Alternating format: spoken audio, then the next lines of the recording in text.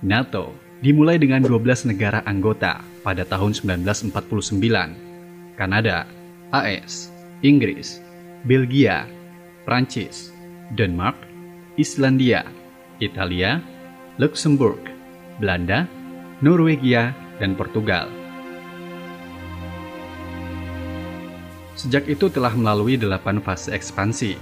Dengan jatuhnya tembok Berlin pada tahun 1989, ada 16 negara. Dan setelah runtuhnya Uni Soviet pada tahun 1991, negara-negara bekas Soviet mulai bergabung, sehingga total menjadi 30 negara. Meskipun perjanjian pendiri memungkinkan negara-negara Eropa lainnya untuk bergabung dengan aliansi tersebut, selama semua negara anggota NATO yang ada menyetujui itu. Pertanyaannya adalah, mengapa NATO terus memperluas teritorinya ke arah timur, tepatnya di perbatasan Rusia, meskipun Rusia bukanlah Uni Soviet atau negara komunis saat ini? Jadi, apa tujuan ekspansi NATO ke arah timur?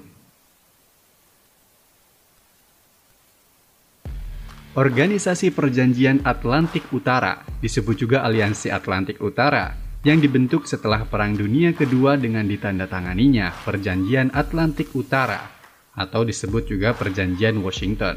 Pada saat itu tujuan NATO adalah untuk mengamankan perdamaian di Eropa, termasuk Amerika Utara, dan untuk menjaga kebebasan bersama dengan cara politik dan militer dalam konsep kerjasama antar anggotanya. Semua ini dalam rangka melawan ancaman yang ditimbulkan pada saat itu oleh Uni Soviet. Di pihak Uni Soviet, Fakta Warsawa atau Perjanjian Warsawa didirikan sebagai penyeimbang kekuatan Barat, yakni NATO. Dalam Perang Dingin, sebagian besar negara Barat dan kapitalis jatuh di bawah pengaruh AS, sedangkan sebagian besar negara komunis jatuh di bawah pengaruh Uni Soviet. Secara politis, NATO mencegah penyebaran komunisme dan mempromosikan nilai-nilai demokrasi. Secara militer, NATO mencegah perluasan Uni Soviet dan berkomitmen untuk menyelesaikan perselisihan secara damai. Ya beginilah, jika kekuatan militer dipolitisasi. Jika upaya diplomatik gagal, ia memiliki kekuatan militer untuk melakukan operasi manajemen krisis. Ini dilakukan di bawah klausul pertahanan kolektif Perjanjian Pendirian NATO, Pasal 5 Perjanjian Washington. Serangan terhadap salah satu anggota adalah serangan terhadap semua anggota, merupakan inti dari aliansi, yakni janji pertahanan kolektif. Pasal 4 Perjanjian memastikan konsultasi di antara sekutu tentang masalah keamanan yang menjadi kepentingan bersama. Lahir setelah Perang Dunia Kedua pada tahap awal Perang Dingin, NATO memiliki 3 tujuan yang jelas dan saling terkait. Seperti perkataan Ismay, Sekretaris Jenderal pertama NATO, mengatakan, untuk mencegah Uni Soviet, Amerika masuk, dan Jerman turun.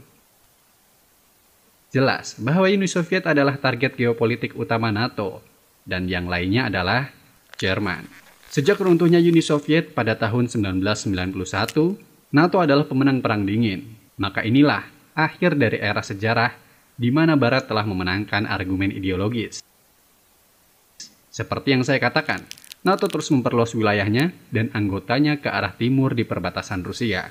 Jika Anda menjawab pertanyaan ini dengan melihat kebijakan pintu terbuka NATO, prinsip dasar aliansi yang dapat diikuti oleh negara Eropa manapun yang memenuhi syarat.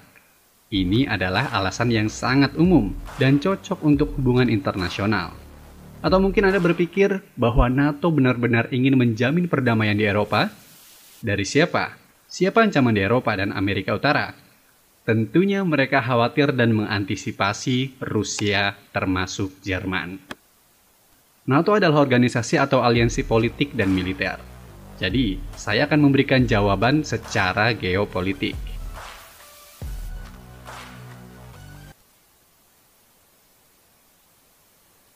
Kebiasaan lama ekspansi Rusia. Ini dilihat secara geopolitical history. Rusia sebagai sebuah konsep berasal dari abad ke-9. Dalam sebuah federasi longgar suku-suku Slavia Timur yang dikenal sebagai Kievan Rus yang berbasis di Kiev dan kota-kota lain di sepanjang sungai Dnieper di tempat yang sekarang disebut Ukraina. Kievan Rus memperluas wilayahnya dan pada awal abad ke-13 Kievan Rus memiliki wilayah yang luas. Bangsa Mongol memperluas kerajaan mereka terus-menerus menyerang wilayah itu dari selatan dan timur. akhirnya menguasainya di abad ke-13. Rusia yang masih muda kemudian pindah ke timur laut di sekitar kota Moskow. Rusia awal ini dikenal sebagai Grand Duchy of Moscow, terletak dengan baik di sistem pusat sungai dan dikelilingi oleh hutan dan rawa-rawa. Moskow pada awalnya hanyalah pengikut Vladimir, tetapi segera menyerap negara induknya. Moskow mulai menegaskan pengaruhnya di wilayah tersebut pada awal abad ke-14, secara bertahap menjadi kekuatan terdepan dalam proses reunifikasi tanah Rus dan perluasan Rusia.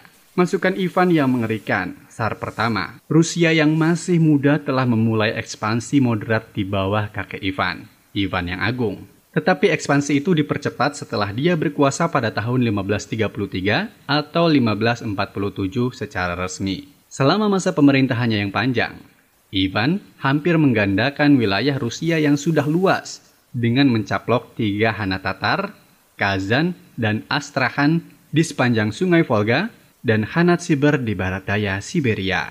Itu merambah timur di Ural, selatan ke Laut Kaspia, dan utara menuju Arktik. Itu memperoleh akses ke Kaspia dan kemudian Laut Hitam. Dengan demikian memanfaatkan pegunungan Kaukasus sebagai penghalang parsial. Tsar berikutnya setelah Ivan yang mengerikan terus meluas ke arah timur. Selama abad berikutnya, Rusia akan mendorong untuk melewati Ural dan Edge ke Siberia, akhirnya memasukkan daratan ke pantai Pasifik, jauh ke timur. Pada abad ke-18, Rusia di bawah Peter the Great yang mendirikan Kekaisaran Rusia pada tahun 1721, dan kemudian permaisuri Catherine the Great memandang ke arah barat, memperluas kekaisaran menjadi salah satu kekuatan besar Eropa, didorong terutama oleh perdagangan dan nasionalisme.